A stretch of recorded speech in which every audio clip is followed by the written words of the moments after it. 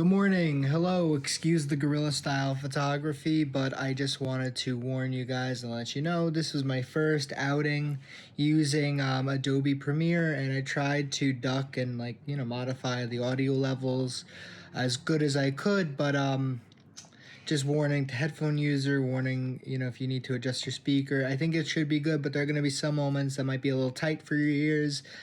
Just letting you know, heads up, heads up, heads up. All right. Good morning. Today is April 25th, 2020, and it's Mike here from Crystal Mystery Productions. Good morning, good morning, good morning. I hope you all are doing well, especially in this quarantine. Today we're going to be shooting something nice. We're going to be heading to a very special person's grave, my Uncle Pat. He was a really big mentor in my life, especially when I was an angry teenager. And I like to go to him every once in a while to check in and to talk to him. So we're going to be making our way to Jersey today. And, you know, having some alone time with Uncle Pat. So maybe we'll catch a little footage from the road, or from my GoPro, not this, or maybe this. I don't know. We gotta test the way this shoots motion shots, because I have a good feeling for the movie. We're gonna probably do a little bit of stunt work, driving. I don't know, something like that. Standing on top of cars, something. Something from the top of a car. I think that would be cool. It's interesting because, I understand the weapons of, what's it call it? I understand the weapons of, like the Morning Star, Mendel Belmont, our principal character. He's gonna be basically cursed for the majority of the film. So it's like, I don't exactly know what weapon he's gonna use. He's cursed, so he's strong. He's a werewolf. So over the years he's mastered and is able to channel his strength, his natural strength, into his body when he's in his human form. Of course, it's not as powerful as probably the raw potential of the werewolf. As he as when he is in that bloodlust kind of transformed animal phase. Think like Avatar. Like Aang is really powerful in his normal state, right? He's an excellent bender, but then when he taps into the Avatar state, he it's like a whole nother level. So I don't know what to do with that yet. It should be something a little bit more savage, maybe, to reflect the savageness in that reflects Mendel's what's inside, what's going on with him. He fights, but the thing is, he's been cursed for so long that he's mastered. It's not going to be completely brute and completely out of control per se, but fighting from strength more than skill tends to look a certain overwhelming with force, but the thing is, if he's skilled, he's gonna go beyond that. It's not gonna I guess he's gonna have more than just skill in his tool bag. I know he's gonna have more than just power. So because he's a monster hunter, he's probably gonna be able to He's gonna be able to outthink his enemies. You know, he still has all that classical Belmont training. And so, like, we may not have to worry even about, you know, looking like he's too strong. Maybe in the beginning, and, you know, like, as the movie progresses and we go forward, because it's going to be like a bit of a time lapse in a way, you know. We're going to cover ground from Mendel's childhood all the way up until, you know, the present in the movie, which is going to be the ceremony, the purification ceremony. So I have a good feeling about this. This was very helpful today, talking to myself. And to you, of course. It's not a video, you know, in my archives. It's a video on the blog, so I am talking to you too. You know, I just think that Mendel is going to... He's going to be a force to be reckoned with, even in his cursed state. And he's even more dangerous in certain ways in his cursed state. You know, it's kind of like Sasuke, you know, when he had the curse mark on him. And he was able to transform, curse mark stage 1, stage 2, tapping into Orochimaru's powers after he, you know, absorbed him. That's really, like, interesting, because it's a similar aspect where it's like the afflicted, like Mendel in our movie, the afflicted really accept the affliction and incorporate it into themselves. You know, so if Mendel is gonna be that, you know, wise, as kind of Sasuke was, if you really think about it. You know, Sasuke was pretty wise for, you know, going after Orochimaru and, you know, taking his body and his chakra and everything, and, you know, all that stuff, kind of like a role reversal. You know, like a curse is supposed to mess you up, but then you mess the curse up. It's almost like a lesson in personal agency. So, if Mendel's going to take personal agency over his curse, I wonder what it would look like. Would he channel, like, energy into, like, swords or, like, a gun or, like, I don't know. So many questions. Well, I'm going to cut it here and we'll, you know, pick up on our road to Uncle Pat. Speak to you soon. Okay. Oh, car, sweet car.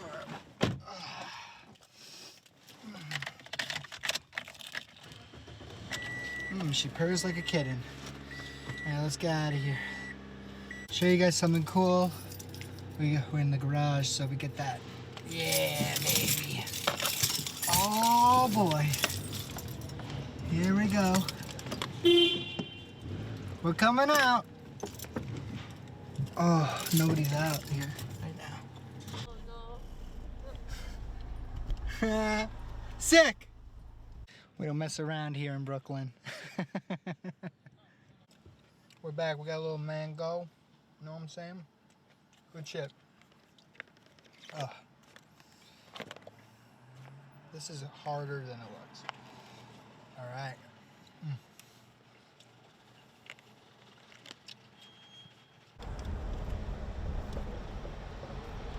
Come on. My God. What is going on here? My God.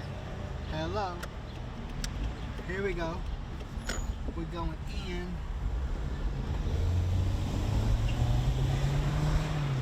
Woo! Need my coffee. Let's see if I can get in here. Come on. Alright, this is the spot.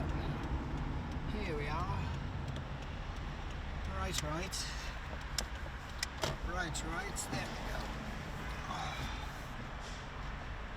I'll just keep myself slightly edged.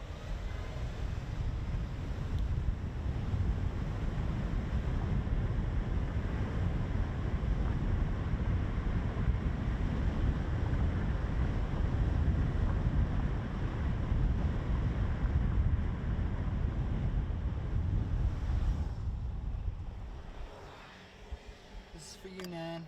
My great-grandma used to live in that building. Right there. That's gonna be fun to mess around with. Love you, Graham.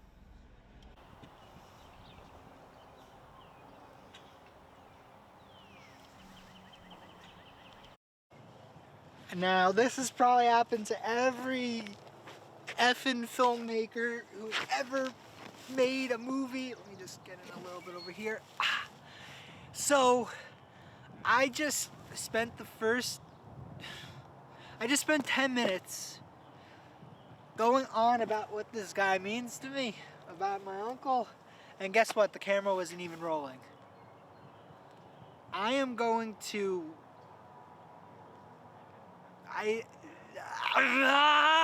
Okay. We're done. See, sometimes it's not words, it's sounds, it's, you know, just to get it off your chest. Let's get in frame. Ooh, look at that. Me and Uncle Pat just chilling. So we're going to do it better than last time because I've had a chance to organize my thoughts and feelings about this man, and we'll start it off the right way. So Coke Zero, this is vanilla. I know it's probably not ideal, but Coke Zero was my uncle's favorite effing drink. And so what we're going to do, we're going to, you know, put a little out there for the homies, for all the people who aren't here today, especially this MF. Let's go. There we go. Okay. Cool. Just like he won NASCAR. Let me just wipe that off. I think that's a little sacrilegious, don't you think? Sir, do you have a permit to film here? Just spraying Coca-Cola all over these graves. Oh my God. He'd laugh. Uncle Pat was always a good spirit. I mean, like, there were some things that rubbed him the wrong way and he'd get really on your ass about it, but Uncle Pat was a really good man. Let me tell you why I am here. People have a mark. People can make marks, indelible marks. Did you take your SATs yet? Oh, did you do badly? Well, indelible means undeletable, unremovable. Indelible. He left an indelible mark on my heart and in my mind. And I think my butt is getting a little wet with Coca-Cola. But it's my fault, so I'm going to just sit in it and steep in all these thoughts and feelings with Uncle Pat. With a Coke Zero butt. Feels like I'm wearing a wet diaper and it's full of brown liquid. Yep. So, Uncle Pat. I wish I could say that in the mirror 3 times and he'll come back. I miss him a lot. I started coming to the cemetery about, I think, like 3 months ago. I was going through really dark times, and I've been going through dark times on and off consistently since I was about, I would say 15 or 16, and I'm 26 now. That's 10 years of darkness. Even as a 14-year-old kid, 13-year-old kid, yeah, I was in therapy, you know, I was a chronic liar, you know, a lot of stuff. And lying is something I have to work on because there's something inside of me that wants more than I have, and the way how I talk about what I'm feeling is sometimes I'll lie about it. So I guess being the most authentic I could be is, I guess, is the real remedy to that. You know, in psychology, because I'm a therapist too, spoiler alert, I am a mental health counselor in my day job.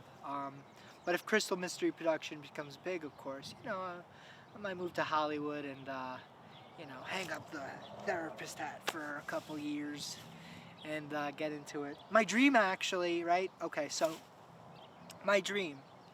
Uh, First off, my name is Mike Hartman. I'll say it again. I am the founder of Crystal Mysteries, and I did this a million times last video.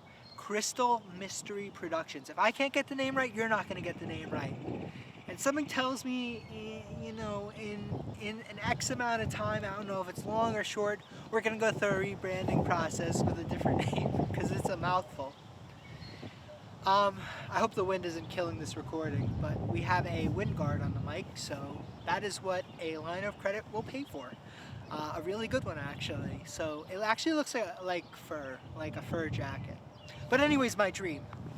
Back to my dream. I think my spit just reached the viewfinder when I went. My dream is that big, that it can propel spit 6 feet, basically. Which is probably why they want to keep us away from each other right now, this coronavirus 6 feet. Connections to everything, right? My dream. I'm telling him this dream, I'm telling you this dream. This is the first time I am telling him, actually. I've always wanted to be a college professor. You see, in college, I did research under a guy named John Forsyth and Timothy Ritzer, and they were both really cool guys. We studied acceptance commitment therapy. It's basically like Buddhism meets therapy meets accepting your life so that you live a good life. It doesn't have to be painless, because there's no such thing as a pain-free life, but you live a value-driven life, and you're flexible to roll with the punches. That's ACT in a nutshell. If you need therapy, you know, there are a lot of great providers out there, community mental health clinics. There are private practitioners who take a sliding scale, so if you are well off enough that you can pay $20-30 a session, they will take that. If you're rich, there are therapists like me, hopefully one day, who will charge $150 to $200 a session for our expertise, of course. Or there are some people who take insurance. I put that last because most people have trouble with that, finding their therapist. So, full circle, I'm a therapist. I did a lot of research. I have a master's right now in mental health counseling, which is a specialized degree, kind of like social work. It allows us to be in the field, but it doesn't allow us to really be at a school and doing research with the job security that a doctorate gives us. My dream is to combine my two worlds, my world of creativity, which is this, and my world of healing, which is that I told you before. The therapy. And I would love to find a way to help people be creative, help people through the creative arts. I would love to, with all the flack that video games get, I'd love to talk about the healing elements of video games. The research is out there, don't get me wrong, but I'd like to be one of those researchers one day, researching maybe the effects. And this is also out there, by the way, and if you're interested, Google it, because there is probably a practitioner you can talk to if you need any help or something like that, or if you're just interested and you want to learn a little something more. Therapy based off of pop culture. So it's like, well, you take the powerful imagery of like the Avengers, Spider-Man, bravery, courage, Captain America, wit, intelligence, whatever you want to call it. It's really just these heroes exist as pinnacles of pieces of the human condition, the good parts and the bad, the pain and the smiles, and the success and the kind of wide attributes of personality. It's all portrayed in the movies. Freud even said, everywhere I go, the poets were there before me. 100% correct. And there is a royal road to the unconscious. It is dreams, but it is also a lot of other things. Because a lot of the things that are in our mind are actually very just intuitive based, and they're not really on that surface where we can grab it with a thought or a feeling immediately. If I've lost you, don't worry. Go through college and grad school for maybe like 6 years, and you'll be on the same page. Or you can be like one of the great therapists who really didn't, back in the day, psychology, they didn't have training. And so they just figured it out by themselves. So if you're figuring it out by yourself, that has value. And each person's voice is so important. Circling back to him, he taught me that. every person's voice is important. Let's say it again. Every person's voice is important. And I needed to learn that through 10 years of darkness. And maybe 8 years of darkness, 2 years of twilight. And maybe 7 years of darkness, 2 years of twilight, and 1 year of light. Okay, Mom and Dad. But I figured it out finally.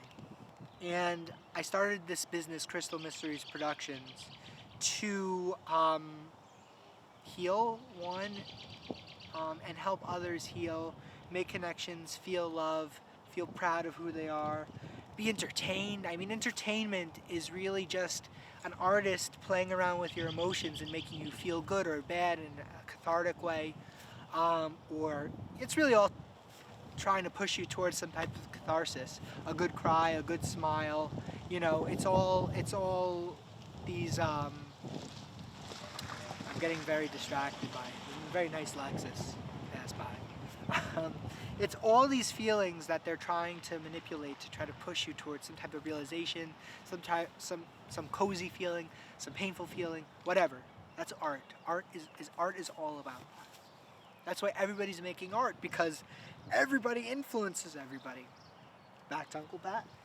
He influenced me. This guy, this man, this legend, that sounds cliche, but it's true. This legend empowered me. He stood by me like Uncle Iroh stood by Zuko in the Avatar, The Last Airbender. Even when I pushed him away, he was always a satellite. And maybe like, Star Trek, oh, let's get out of standard orbit and make a wide orbit. He was always in a wide orbit around me, even when I pushed him away.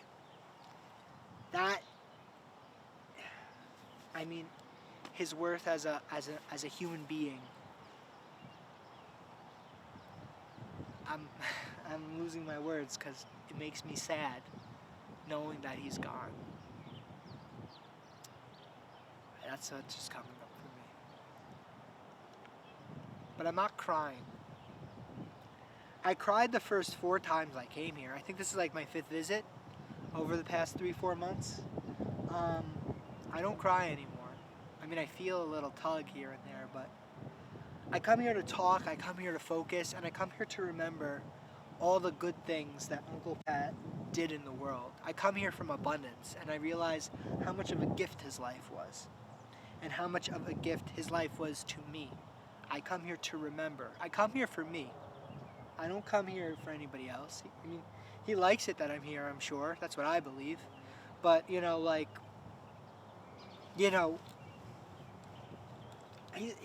send me a Facebook invite to come this weekend. And I just really appreciate this holy place. I usually bring like a chair and I sit. I actually saw this idea in Rocky Balboa when Rocky sat by Adrian's grave and he like threw the steel chair into the tree so nobody would touch it. And I admire the character of Rocky. He's pretty Brooklyn for somebody from Philly. This guy was hella Brooklyn. I mean, this guy was as Brooklyn as they come. Our cousins, it's funny, I'm trying to remember what I said in the last video and touching everything I said. It's not organic. But I did say this in the last video. Our cousins, Mike and Adam, made a band called the Lords of Brooklyn. And as, their name kind of shows you, you would forget about it if you would call them anything but Brooklyn because they'd cap your ass. And in fact, it was called Lords of Brooklyn, but Lords with a Z. So that's how Brooklyn they were. Our cousin Mike is actually, his tag name is Mr. Caves. Mr. Caves is, he's like this big, graffiti artist. So we're related to like Brooklyn royalty basically. And Mike is working, I'm pretty sure he has a pizza shop. I'm not sure if that business is still there, but he is a crackerjack, top-notch, AAA tattoo artist and he has his own studio. He did my uncle's tattoo after my uncle had a bit of like a heart attack. Um, Not like a heart attack, like a heart pop. His aorta bursted open on a run. So he was really heavy once. He was like over 300 pounds. He was going through his own darkness, obviously, and he found the light again, and he worked really hard, and he lost a shit ton of weight. And I'm cursing in the cemetery now, and I know I'm probably going to HE double hockey sticks, but whatever. If I can chill out with all the great rock stars down there, why not? I'm sure he's an angel, but he'll find a way to get me the out of jail free card for heaven. You know, Monopoly references. I didn't think those would come up. So in my tradition, right, it's always like big, because I'm Jewish. He was born a Jew. Really, if he was to define himself, he would call himself a humanist. For his religion, for his spirituality, he wasn't, he wasn't really Jewish, but my family, is. And one of the things we do is we put a stone on his grave, because actually, stone graves were the original monuments to people who had fallen and died. Like a pile of rocks, and so I think this tradition kind of comes out of it. The sociologist, anthropologist in me is saying that. I have no experience in any courses like that. I just have a big imagination, so I could be completely wrong. Like and subscribe, leave in the comments below if you agree with me or not. And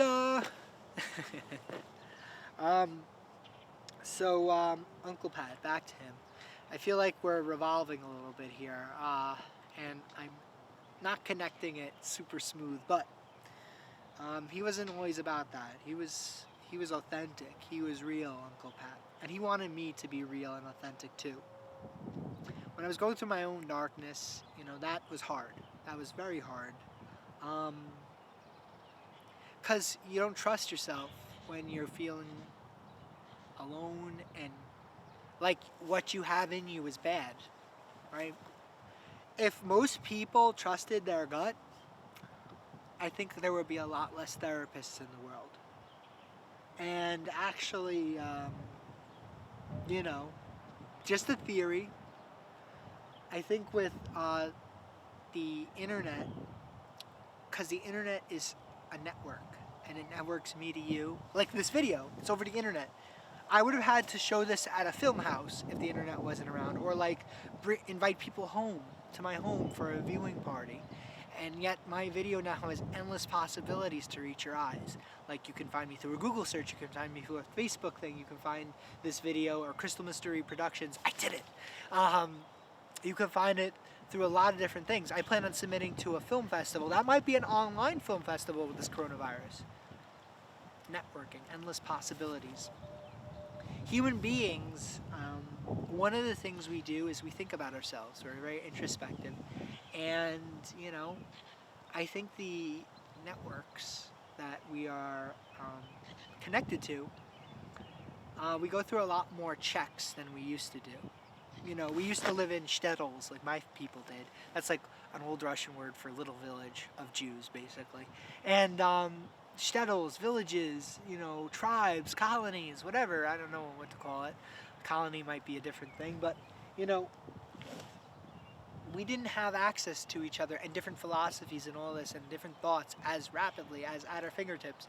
You turn on your phone, you're probably going to get something that you disagree with, either from your news update, or like somebody on Facebook said something, or like you got a text, or like or maybe you feel disconnected because you're not getting anything at all, and you're like, oh, why doesn't anybody love me? Whatever. And there are all reasons, and it's, like I said, very complicated. If you need therapy, you can find it. There are a lot of different providers out there.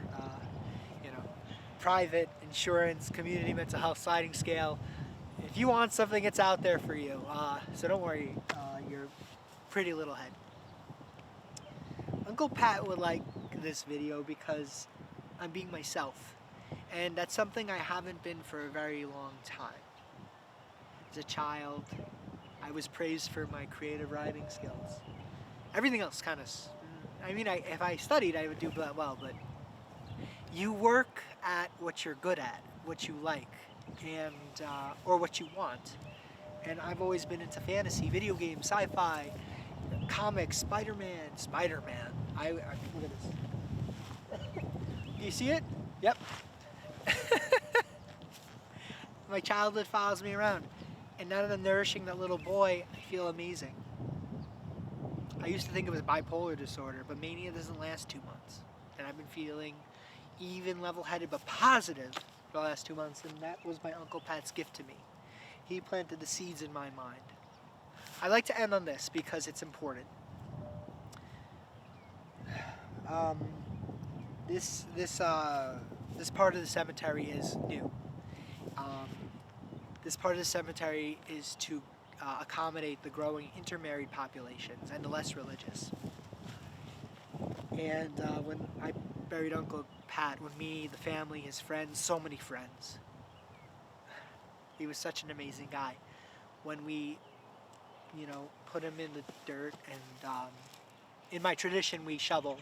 Every person in the party shovels a handful of dirt to fill up the grave. And I think that's a beautiful tradition. We also say something called Kaddish, which is like a prayer, where it's like you are uplifting the soul of the person every day for 365 days. And while my uncle was a humanist and really didn't want to be identified as Jewish, I think the intention is beautiful to say Kaddish. And I think I'm going to say Kaddish at the end of this video. I'm actually going to say it on the video because that's how we roll here at Crystal Mystery Productions. Did it again! And it was so natural. See, he's smiling at me. So anyways, we were burying him. And I made a point to be the last person at the grave because I had some final words for my man over here. I was his godson. Like I said, we're Jewish, but a little loose. And godson, I don't think is a Jewish thing. You could correct me if I'm wrong. Like, subscribe, comment. But I told him, I said I would not let Aunt Kathy, my aunt, be alone. And in my own darkness, I forgot about that at times.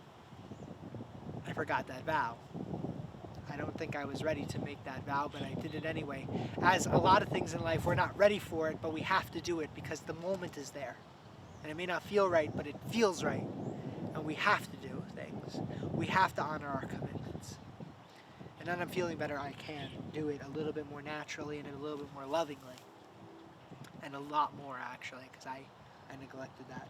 I also said I'd take care of my mom and my great-grandma and my grandma. And my great-grandma my great-grandma passed before him. So it was my grandma and my mom, the spirit of that was there, not letting them be alone and holding them through this pain that they feel. But I feel like I said something secret to him, something I didn't say with words but with my heart, that I would figure out a way out of hell. And I would be myself. I would be the young man you want me to be.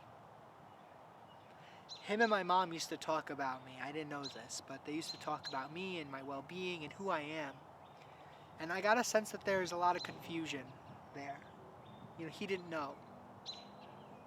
I was a mystery because I didn't want to know myself, so we call it splitting in psychology. You split another part of yourself out of kind of like your consciousness. You don't even think about it anymore. A lot of people deal with bad things in their life or hard things in their life that way. And so I did that for the longest time.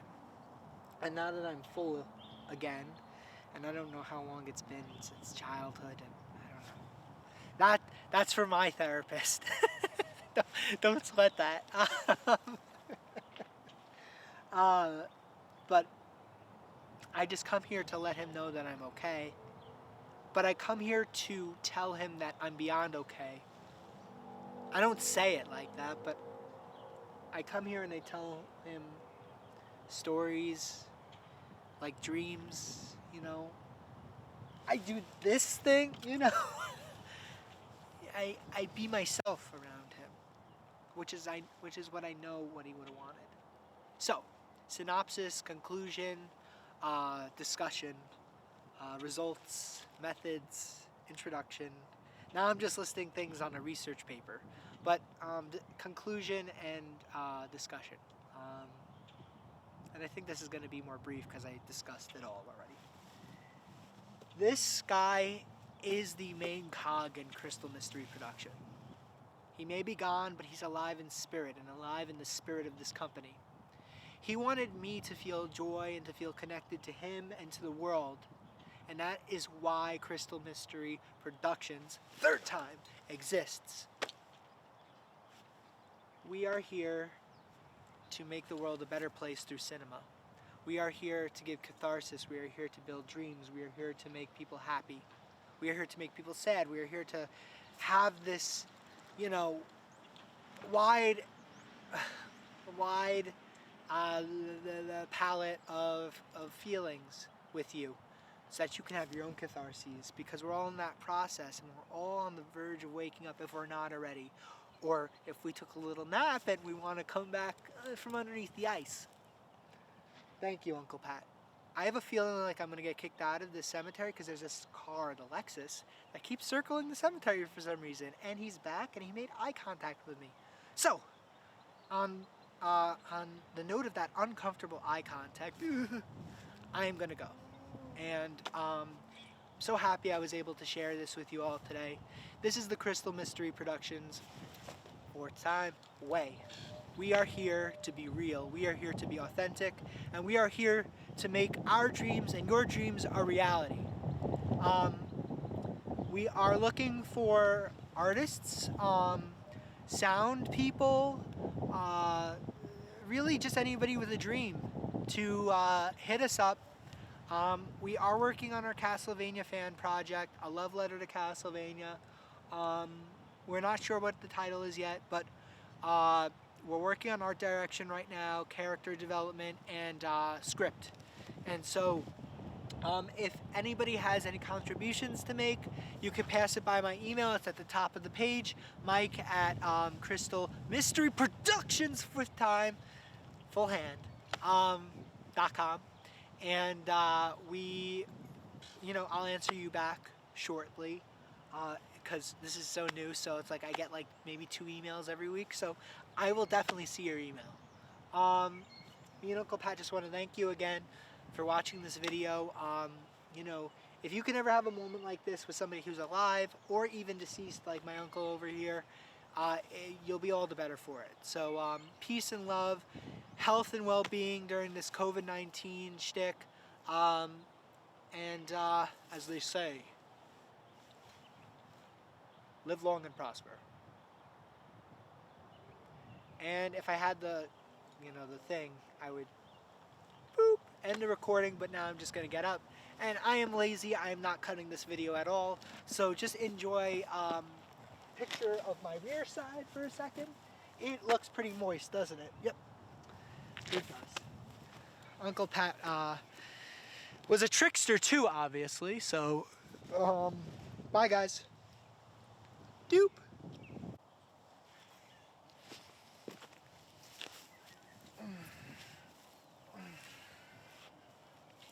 Yiskadal v'yiskadash shemei rabah v'alma dibra kirisei v'yamlich malchusei v'chayechon oviyomechon v'chay d'chol Beit Yisrael. That means the life of all of Israel, which is kind of nice. It could be really life of everybody. V'al kol Yisrael v'yimaru amen, and we say amen. Friends,